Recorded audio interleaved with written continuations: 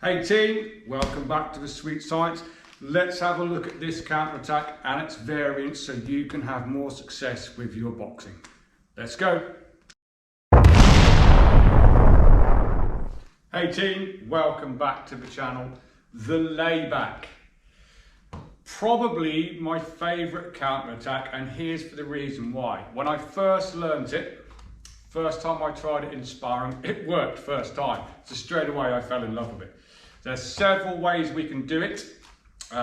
Traditional way, drop stepping as well. So we'll have a look at all of them. Thanks to everyone who has liked and subscribed so far. I have noticed there's a lot of people watching who aren't subscribing. I'd appreciate it if you would just click that subscribe button. Helps the channel grow. Let's get on with the lesson. So laybacks, love them. There's a few things that can go wrong though. So we need a good stance. You always need a good stance in boxing. Anytime my foundation is wrong, everything else will be wrong as well. So for the traditional way is with a good boxing stance, toe heel line, feet 45 degrees, hands up, chin down, elbows tight, all that lovely stuff. The traditional way is to bend the back leg, and you'll notice my head comes out of range.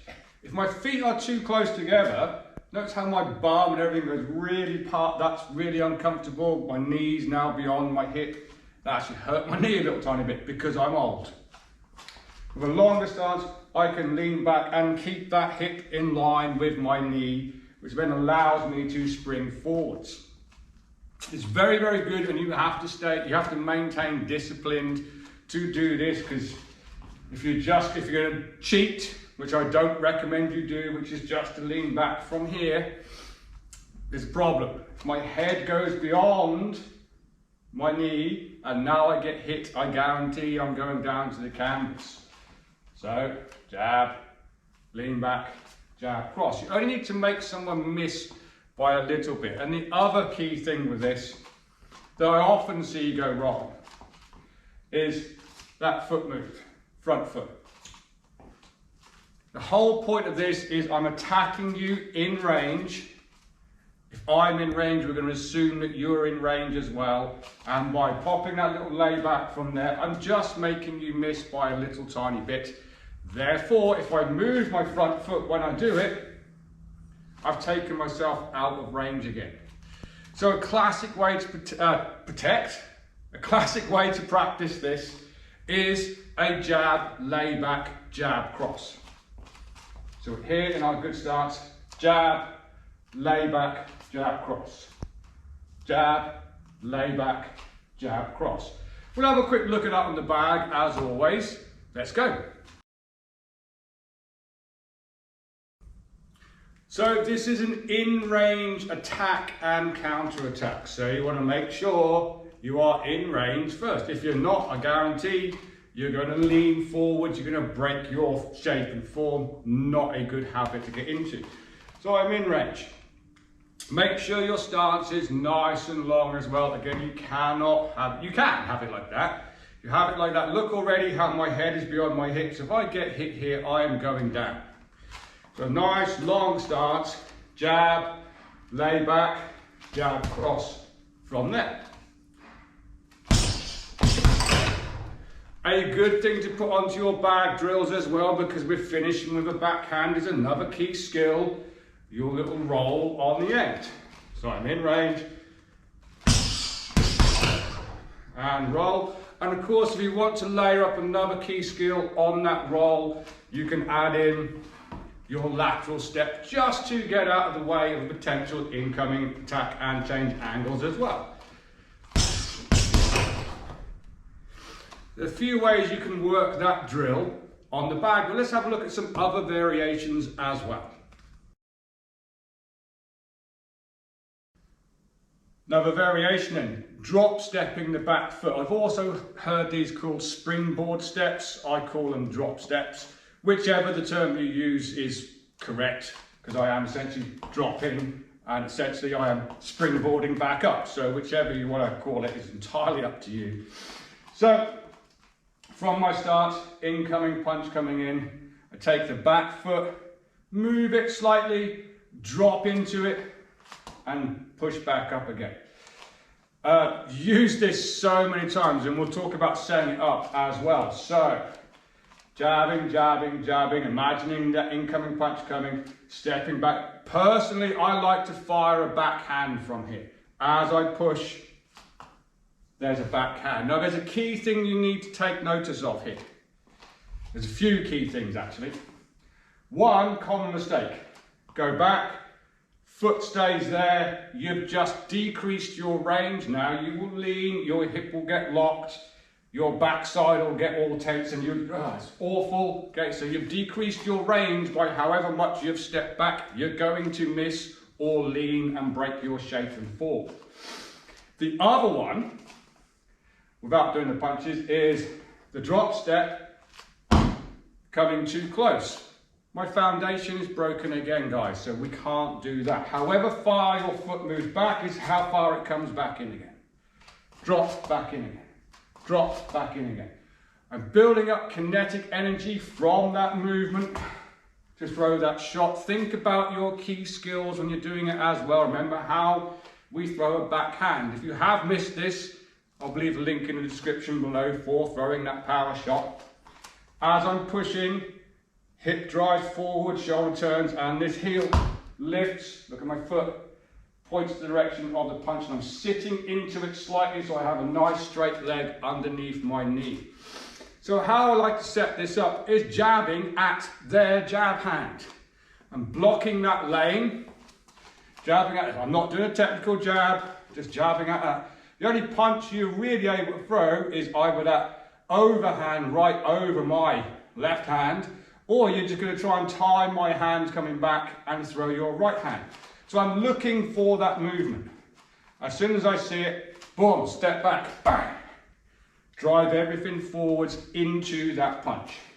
Jabbing, jabbing, jabbing, from there. We'll have a little look on the bag as always. I couldn't tell you how many times I've used this particular setup in a sparring match, a boxing match or whatever, and had success with it. Endless. But for me, the truth was, anytime someone took the bait, the shot normally landed. If they don't take the bait, I just move off and do something else. I should say one other thing, just for that extra little tip for you. When I was setting this up, if I'm jabbing at your jab hand, I'm not in lane 2. If you notice, I've actually put my head just in lane 3 to really make you want to throw that right hand at me. You think if we're boxing each other now, and I'm jabbing at a hand, that could really be pat my jab down, throw your jab back. Come over here, you're going to throw that right hand at me. Or left if you're a southpaw. So, when I'm working this on the bag, I literally find my range, and I'm just touching, touching, still keeping defensively responsible. I'm not kind of obviously rolling hands down, that's a bad mistake. Punch goes out and back in the same lane that it did go out in. So finding, heads just in lane 3. From here. Slower, drop back, drive forwards, make sure I'm bringing my foot with me as well, don't leave it behind. I'll show you what happens if you leave it behind.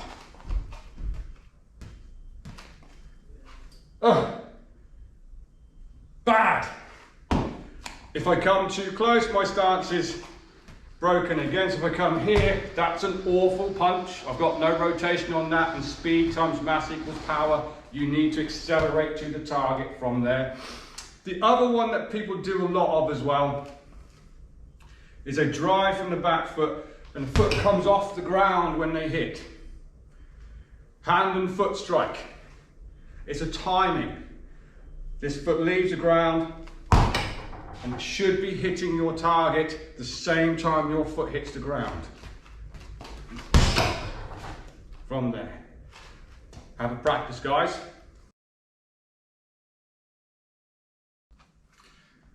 I say this all the time, guys, so forgive me for repeating myself, but I mean it. Take your time with those drills. Particularly, you pay attention, okay? So, when you're doing the drop step layback, the amount of times I see someone drop back and move that front foot, they're trying to do it too quick. They're here and going, you've took yourself out of range. However, you've been brave enough, you've put yourself in range, and the moment I do that, I'm out of range again. That then becomes a phase attack. You've then got to move both feet back in again. Both feet out, both feet in, which works. Looking to set the layback up and do the drop step, that foot stays where it is. Drop, push. But let's quickly look at another one, which I like. This one, I didn't have as much success as the other two, but there's no reason why you possibly wouldn't. So, I'm going to use just the layback this time, not the step back, okay, or the drop step. So again, I'm setting it up. I'm trying to get your right hand to come at me. So think when that right hand comes and they miss, usually when you miss, an arm goes down here. It doesn't, it very rarely snaps out and comes back again. So what I'm doing, I'm trying to make you miss and open up that lane for me. So, setting it up with my jab, bending the back knee, my hip and my head is still above that knee. I'm going to push forwards off and up that diagonal line that we spoke about with our footwork. So the reason why I don't step back with this one, so if I do my drop step now, push forward, remember this is my engine, I'm now going to open my stance a lot from here. That's a lot of work and your foundation is going to be rocked. So I lean back and I throw the straight right as I'm going up that diagonal line, but essentially I'm changing lanes and closing the distance. So from there I push and rotate into the hook. So I'm jabbing, lay back, up the diagonal line and throw my hook from there. There's a great exit you can put on at the end as well. We'll have a look at that on the back. So here we are with the bag. So this will be a shorter straight right because my objective is to get from this range to this range and change lanes. So right now I'm in my lane 2. I'm going to do my layback without stepping my foot. I'm going to drive from the back foot, move both feet up and over and throw my hook on the end. Watch for the common ones again. That's why I say take your time. So there's a huge chance, because you're thinking about your feet now, that you lay back and as you drive, that hand comes down here. That is not a mistake, that is a learnt pattern. Okay, when it becomes a learnt pattern, that's very hard to break. Do your drills as diligently as you can. Take time, lay back. That has to be there. Has to be. That elbow has to be tight as well. I'll tell you why, right? Medically, I'm not allowed to hit a punch bag. I know I am. Not supposed to be hitting a punch bag in an orthodox position anymore. One of the reasons why I had to give up combat sports is I've got major damage in my neck. When I spend a prolonged time with my chin down here, tucked into my shoulder, that really, really hurts. So now I have to box southpaw if I'm doing any long kind of drills, 15 rounds or something like that. And I'm having to really keep an eye on myself. I'm finding myself when I'm throwing like sevens, I'm flaring that elbow, which I don't do when I'm this way round. So I'm really having to think about my drills, and I urge you to do it as well. Don't go at it like a bull in a china shop, because you will be making the minor little mistakes that you don't think matter until they do matter. So be diligent, work your drills the best you can. Change your lanes, land up 3. And of course, once you've landed that, you've got a nice pivot step, which we've talked about before. Again, I'll leave a link in the description for that. Make sure you're dropping the weight to the back foot as your exit. Remember, everything should be entry, execution, and exit to stay safe. Have a go with that, team. So there's a little look at some laybacks, a couple of ways to do it. Honestly, personally, I had a lot of success with laybacks. If you're going to employ them in your training, Try to think about your exits as well, because the problem with it is I'm in lane 2, even if my head's in lane 3, but it's a straight down the pipe attack.